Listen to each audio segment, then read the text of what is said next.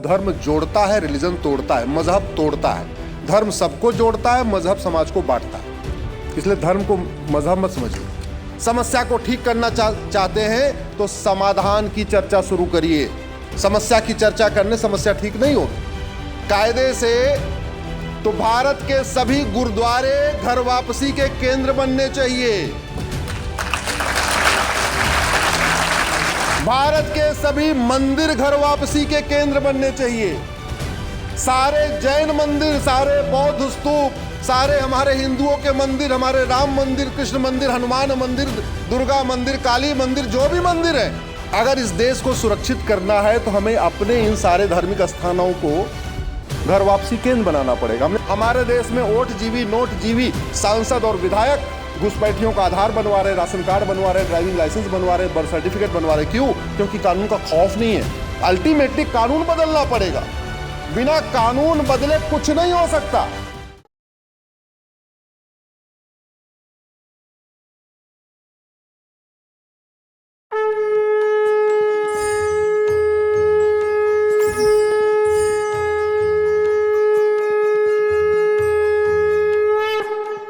अब मैं सनातन संस्था के राष्ट्रीय प्रवक्ता श्री चेतन राजहंस जी को व्यासपीठ पर आमंत्रित करता हूं और वे अब सर्वोच्च न्यायालय के अधिवक्ता अश्विनी उपाध्याय जी का सत्कार करेंगे।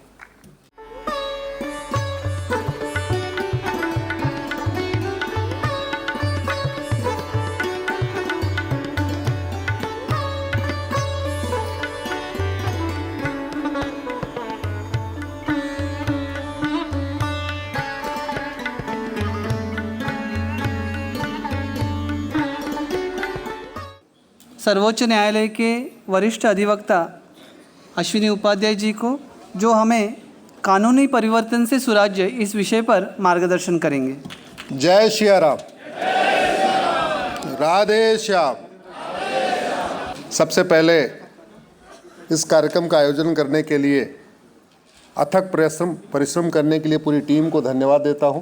सनातन संस्था की पूरी टीम, बड़ी अच्छी बात है। पहले कार्यक्रम के लिए गोवा जाना पड़ता था, इस बार जो है गोवा हमारे दिल्ली में ही आ गया है।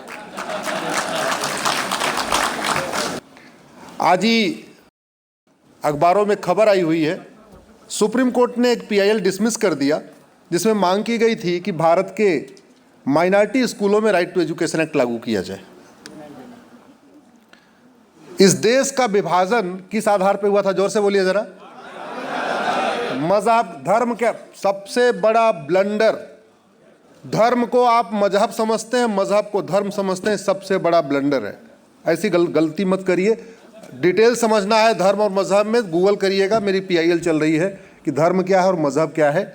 मैंने 25 उसमें अंतर बताए हैं धर्म और रिलीजन के, और मोटा मोटा अंतर बता देता हूँ। धर्म जोड़ता है, रिलीजन तोड़ता है, मजहब तोड़ता है। धर्म सबको जोड़ता है, मजहब समाज को बांटता है। इसलिए धर्म को मजहब मत समझिए। इस देश का विभाजन मजहब के आधार पे हुआ था, तो क्या मजहब के आधार पे नियम कानून होना चाहिए क्या? जोर से बोलिए जरा। ऐसे बात नहीं बनेगी। गेट नंबर 7 के सामने सुप्रीम कोर्ट है, हमारा कुरुक्षेत्र यहीं बगल में ही है। तो कम से कम इतना जोर से बोलिए, कान तक आवाज तो पहुंच जाए। देश का विभाजन किस आधार पे हुआ? तो क्या मजहब के आधार पे नियम कानून होना चाहिए? क्या मजहब के आधार पे बोर्ड और ट्रिब्यूनल होना चाहिए? क्या मजहब के आधार पे स्कूल और कॉलेज होना चाहिए? क्या मजहब के आधार पे माइनॉरिटी और मेजॉरिटी होना चाहिए? क्या मजहब के आधार पे लोन और वजीफा होना चाहिए? क्या मजहब के आधार पे आयोग और मंत्रालय होना चाहिए? नहीं। लेकिन इस देश में चल रहा है, और वो इसलिए चल रहा है कि संविधान की शपथ लेने वाले माननीय सांसद, विधायक, मंत्री और जज संविधान की गलत व्याख्या कर रहे हैं। नहीं चाहिए, बिल्कुल बंद होना चाहिए। क्यों चाहिए? अगर सब भारत के रहने वाले हैं, सबको इक्वलिटी है, सबको जस्टिस है, सबको लिबर्टी है, सबको एक बराबर अधिकार मिला हुआ है, फिर माइनॉरिटी मेजॉरिटी क्यों? अरे माइनॉरिटी कमीशन की जरूरत पाकिस्तान में है क्योंकि वहां सारे एक समान नहीं है। माइनॉरिटी अफेयर मिनिस्ट्री की जरूरत बांग्लादेश में है क्योंकि वहां सारे एक समान नहीं है। जब यहां सारे एक समान है, फिर मजहब के आधार पर आयोग, मंत्रालय, बोर्ड, ट्रिब्यूनल, लोन, वजीफा, ये सब क्यों चल रहा है? समस्या को ठीक करना चाहते हैं तो समाधान की चर्चा शुरू करिए। समस्या की चर्चा करने समस्या ठीक नहीं होगी। भारत में 9 राज्यों की डेमोग्राफी बदल चुकी है, मेरी PIL चल रही है। 800 जिलों में से 200 जिलों की डेमोग्राफी बदल चुकी है। 6000 तहसीलों में से 1500 तहसीलों की डेमोग्राफी बदल चुकी है। बॉर्डर पे 300 तहसीलें हैं, 300 की डेमोग्राफी बदल चुकी है। अब ये जानकारी हमें हो गई है, आपको भी हो गई है। आप मुझे बताओ, आप में से किसके 5 से ज्यादा बच्चे, जरा हाथ खड़ा करो। और चलिए मैं आपको ही दिल्ली के सीलमपुर में 10 से 20 बच्चे परिवार दिखाता हूं। चलो हाँ, आपको ओखला में 10 से 20 वाला दिखाता हूं। चलिए मैं आपको सकूर बस्ती में 10 से 20 वाला दिखाता हूं। चलिए आप मजनू का टीला के आसपास मैं आपको 10 से 20 दिखाता हूं। मैं कम से कम 1000 परिवार 10 से 20 वाला आपको दिल्ली में दिखा सकता हूं, जो देश की राजधानी है। तो यूपी, बिहार, बंगाल, बाकी जगह क्या हो रहा है उसको तो क्या कर सकते। अब सवाल यह है कि या तो आप लोग 10 से 20 करो या बाकी लोग हम दो हमारे दो करें। तो होना क्या चाहिए, जोर से बोलिए जरा। सब हम दो हमारे दो करें। भाई जमीन हमारे पास 2% है, पानी हमारे पास दुनिया का 4% है, जनसंख्या 20% हो चुकी है। तो फिर ज्यादा बच्चे क्यों करना। शुद्ध दूध नहीं मिल रहा, शुद्ध घी नहीं मिल रहा, शुद्ध फल नहीं मिल रहा, शुद्ध सब्जी नहीं मिल रही, कुछ भी शुद्ध नहीं मिल रहा है, तो फिर क्यों होना। तो इसका समाधान क्या करें। साल में 5 लाख बहन बेटियां गायब हो रही हैं। 5 लाख में से 1.5 लाख तो वापस मिल जाती हैं, 3.5 लाख पता ही नहीं चल रहा है। 3.5 लाख साल में पता नहीं चल रहा है। इसका मतलब प्रतिदिन 1000 बेटियां लफ्ज़ का शिकार हो रही हैं। अब सवाल यह है, इतना लफ्ज़ चीन में क्यों नहीं है, जापान में क्यों नहीं है, सिंगापुर में क्यों नहीं है, भारत में क्यों है। भारत में ये SIR को लेकर मैंने PIL फाइल किया तो मैंने आंकड़े दिए थे कि 5 करोड़ फर्जी वोटर है। अब समझ में आ रहा हो तो करीब 8 करोड़ के आसपास निकलेंगे, क्योंकि हमने बिहार में सोचा था 20 लाख फर्जी वोटर हैं, वहां 65 लाख निकले। यूपी के बारे में हमने सोचा था करीब 40 लाख के आसपास निकलेंगे फर्जी वोटर, यूपी में 1 करोड़ से ज्यादा निकलने वाले हैं, बंगाल में भी 1 करोड़ से ज्यादा निकलने वाले हैं, असम में भी 1 करोड़ से ज्यादा निकलने वाले हैं। तो हम किस खतरे में हैं इसको समझिए। दुनिया में सबसे ज्यादा फर्जी वोटर भारत में, दुनिया में सबसे ज्यादा घुसपैठिए भारत में, दुनिया में सबसे ज्यादा लफ्ज़ भारत में, दुनिया में सबसे ज्यादा लैंड जिहाद भारत में, दुनिया में सबसे ज्यादा घुसपैठिए भारत में, दुनिया में सबसे ज्यादा जनसंख्या विस्फोट भारत में। 90,000 बच्चे रोज पैदा हो रहे हैं। चीन जिसका क्षेत्रफल हमसे 3 गुना ज्यादा है, वहां 45,000 बच्चे रोज पैदा हो रहे हैं। हमारा क्षेत्रफल चीन का 1/3 है, हमारे यहाँ 90,000 बच्चे पैदा हो रहे हैं। हम विकास की तरफ जा रहे हैं, विनाश की तरफ। जोर से बोलिए जरा। समाधान करना पड़ेगा। तो समाधान एक हो सकता है, समाधान हो सकता है कि पहले बात तो हम हिंदू और मुस्लिम की बजाय इसको हिंदू और कन्वर्टेड हिंदू बोलना शुरू करें।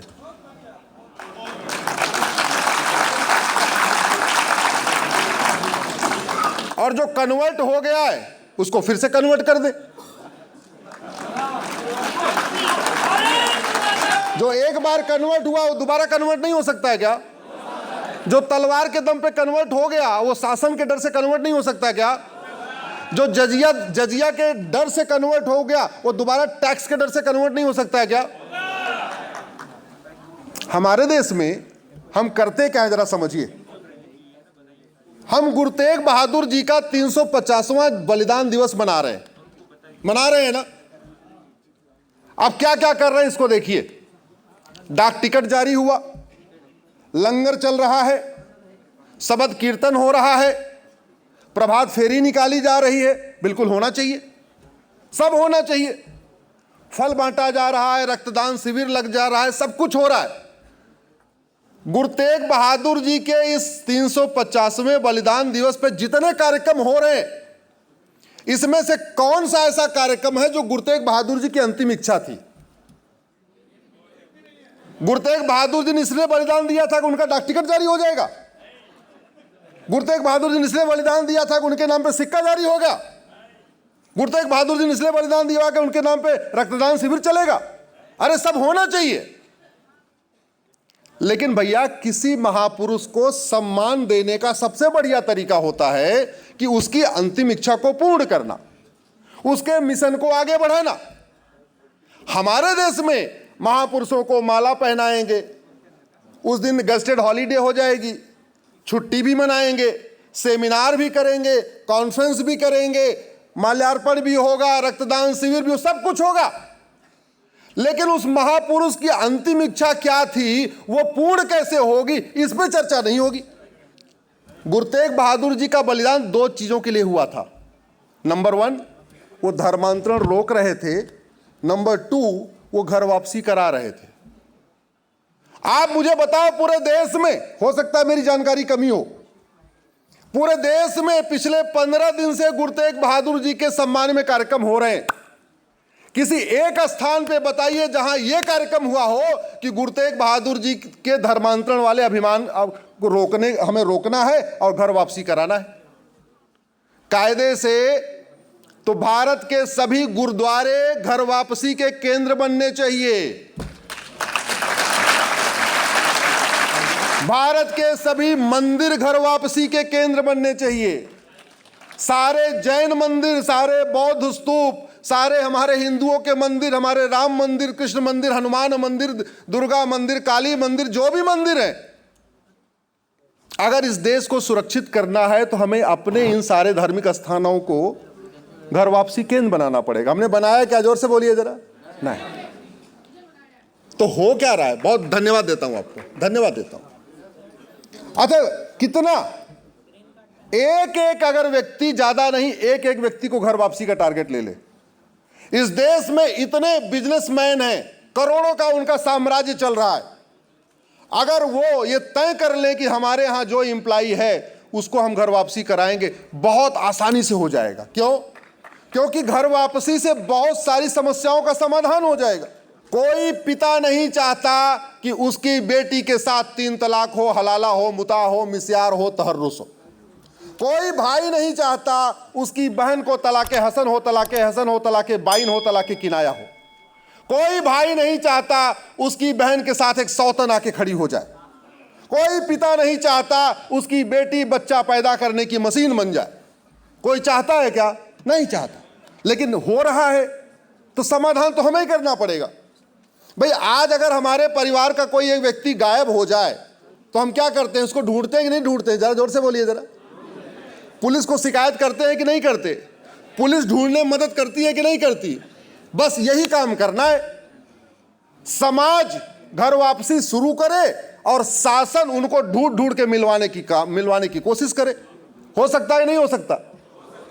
और फायदे कितने? घर वापसी से आतंकवाद खत्म होगा, घर वापसी से जिहाद खत्म होगा, घर वापसी से पत्थरबाजी खत्म होगी, घर वापसी के बाद अलगाववाद खत्म होगा, घर वापसी के बाद खान पान की वस्तुएं शुद्ध मिलेंगी, घर वापसी के बाद रोटी में कोई थूकेगा नहीं, घर वापसी के बाद फल के ऊपर कोई पेशाब नहीं करेगा, घर वापसी के बाद ढाबे पे कोई आपके दाल में लैट्रिन नहीं करेगा, घर वापसी के बाद आपको शुद्ध खाना, शुद्ध दूध, शुद्ध फल, शुद्ध सब्जी मिलने वाली है।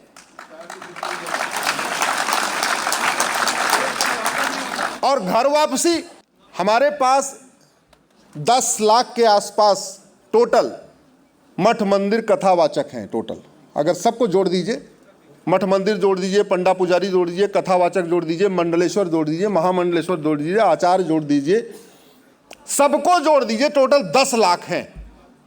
अगर ये तय कर ले हमको लाना है, ला सकते हैं। गांव में तो ढूंढना बड़ा आसान है, क्योंकि अगर एक गांव में ये 10 घर यादव हैं और बगल में एक घर कन्वर्टेड हिंदू है, इसका मतलब उसके पूर्वज यादव थे। अगर इधर 10 खेत यादवों का है और 2 खेत किसी और का है, इसका मतलब वो खेत भी पहले कन्वर्टेड, उसके पिताजी पहले यादव रहे होंगे। भाई, अल्टीमेटली जो लोग यहाँ पे हैं, या तो वो ब्राह्मण थे, या क्षत्रिय थे, या तो वैश्य थे, या तो दलित थे। आज की डेट में जो लोग हैं, या वो कुर्मी थे, या केवट थे, या नाई थे, या धोबी थे, कुम्हार थे, विश्वकर्मा थे, लोहार थे, पांचाल थे, जाट थे, जाटव थे, गुजर थे, यही तो थे और थे क्या? उनको ढूंढना चाहिए कि नहीं ढूंढना चाहिए? मैं आज सनातन संस्था के सभी कार्यकर्ताओं को और जो लोग सनातन में विश्वास करते हैं, जो लोग सनातन को मजबूत करना चाहते हैं, उन सबसे आग्रह करता हूं, घर वापसी अभियान शुरू करिए। जो कर सकते हैं वो करिए, बताइए। और हमारे पास तो पैकेज है पूरा बताने का। आ जाओ, घर वापसी करो, तुम अर्धांगिनी बनोगी। आओ, घर वापसी करो, बराबर सम्मान मिलेगा। आओ, घर वापसी करो, 3 तलाक से छुटकारा। आओ, घर वापसी करो, हलाला से छुटकारा। आओ, घर वापसी करो, मुताह से छुटकारा। आओ, घर वापसी करो, मिस्यार से छुटकारा। आओ घर वापसी करो तहर्रुस से छुटकारा, आओ घर वापसी करो सौतन से छुटकारा, आओ घर वापसी करो वसुधैव कुटुंबकम का विचार आएगा, आओ घर वापसी करो नारी तू नारायणी का विचार आएगा, आओ घर वापसी करो सर्वे भवन सुखना का विचार आएगा, आओ घर वापसी करो सर्व मंगल मांगल्य शिवे सर्वार्थ साधिके का विचार आएगा। एक बात और मैं आज कहना चाहूंगा, क्योंकि माननीय सुप्रीम कोर्ट के बगल में ही कार्यक्रम हो रहा है और संविधान की अंतिम व्याख्या चूंकि यही सुप्रीम कोर्ट में ही होती है, तो मैं आज सभी माननीय सुप्रीम कोर्ट के जजेस से, वर्तमान जजेस से और भूतपूर्व जजेस से एक प्रश्न विनम्रता पूर्वक पूछना चाहता हूं कि जो मजहब इक्वलिटी को नहीं मानता, क्या उसको भारत का संविधान मान्यता देता है? क्या जो religion equality before law, equal protection of law को नहीं मानता, क्या उसका भारत का संविधान मान्यता देता है? क्या जो religion liberty of thought, liberty of belief, liberty of faith, liberty of worship को नहीं मानता, जो रिलीजन कहता है कि जैसे मैं इबादत करता हूं यही करना पड़ेगा, जैसे मैं प्रेयर करता हूं यही करना पड़ेगा, क्या ऐसे रिलीजन को भारत का संविधान मान्यता देता है? क्या इसके ऊपर माननीय सुप्रीम कोर्ट को बहुत गंभीरता के साथ सोचना पड़ेगा। आम और बबूल एक समान नहीं होते। जब आम और बबूल एक समान नहीं होते तो फिर इक्वलिटी बिफोर लॉ वाला कॉन्सेप्ट वहां कैसे आएगा? हिरन और भेड़िया एक समान नहीं होता, फिर equality before law, equal protection of law का कॉन्सेप्ट वहां कैसे आएगा? आपको ये समझना पड़ेगा। देव होता है, दानव होता है, मानव होता है, राक्षस होता है, मानवाधिकार मानव का होता है, दानव का नहीं होता। इसको अब समझना पड़ेगा। इसमें मुझे लगता है तुरंत कुछ निर्णय लेना पड़ेगा। आप लोगों ने इतनी देर सुना, शेष चर्चा सोशल मीडिया के माध्यम से होती रहेगी।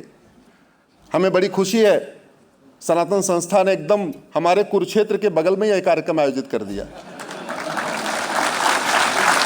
हमारा यही कुरुक्षेत्र है। एक बात मैं कहना चाहूंगा, धर्म की अधर्म का प्राणियों में विश्व का, ये चार कार्य बटे हुए हैं। धर्म की जय करने से अधर्म का नाश नहीं होता, अधर्म का नाश करने से धर्म की, और समाज का कार्य है धर्म की जय करना, और शासन का काम है अधर्म का। समाज अपना काम करे, शासन अपना काम करे। शासन के पास बहुत असीमित शक्तियां होती हैं। शासन का काम केवल भौतिक विकास करना नहीं है, शासन का काम नैतिक विकास, चारित्रिक विकास, आध्यात्मिक विकास भी है। शासन के बाकी के मंत्रालय, रोड ट्रांसपोर्ट मिनिस्ट्री, वित्त मंत्रालय, गृह मंत्रालय, बाकी मंत्रालय भौतिक विकास करते हैं।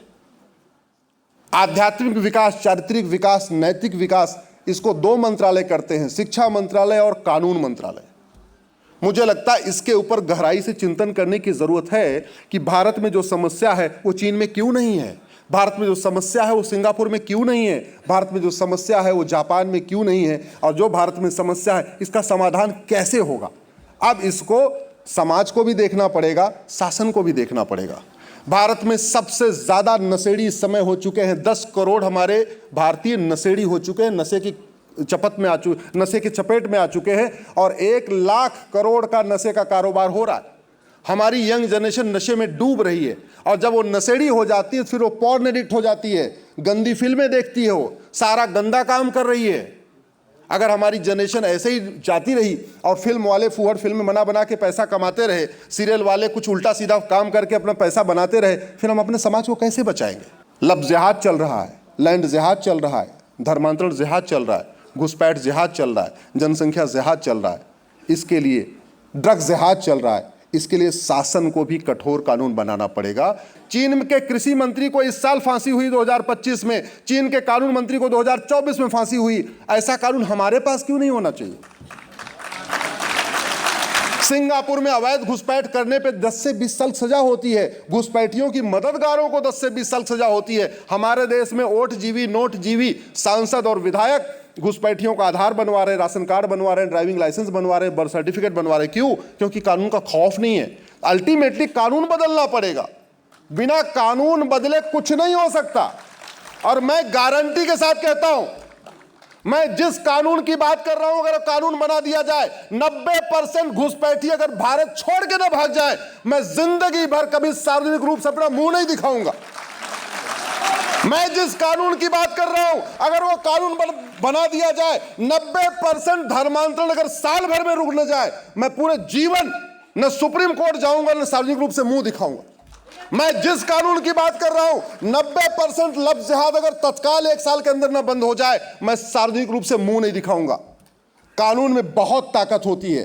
जो भगवान से नहीं डरते वो भी कानून से डरते हैं, याद रखिएगा।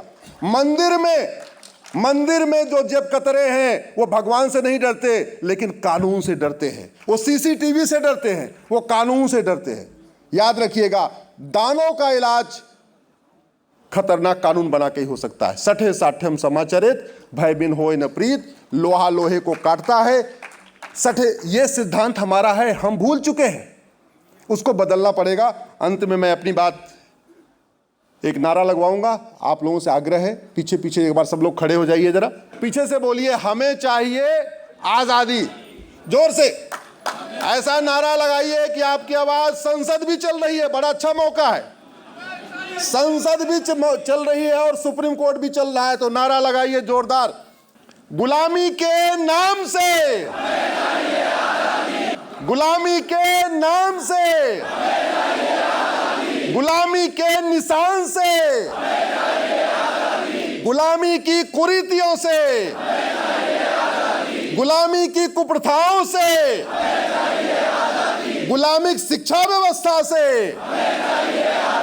गुलामिक न्याय व्यवस्था से, गुलामिक पुलिस व्यवस्था से, गुलामिक प्रशासनिक व्यवस्था से, गुलामिक टैक्स व्यवस्था से, गुलामिक व्यापार व्यवस्था से, लफ्ज जिहाद एंड जिहाद से, रोहिंग्या बांग्लादेशी घुसपैठियों से, धर्मांतरण कराने वाले मिशनरियों से, धर्मांतरण कराने वाले जिहादियों से, बम विस्फोट, जनसंख्या विस्फोट से। भारत माता की, भारत माता की, भारत माता की जय सिया राम, राधे श्याम। एक बात और मैं कहूंगा, घर वापसी कराएंगे, आप पीछे बोलेंगे हिंदू राष्ट्र बनाएंगे। घर वापसी कराएंगे, घर वापसी कराएंगे, घर वापसी कराएंगे। बहुत बहुत धन्यवाद।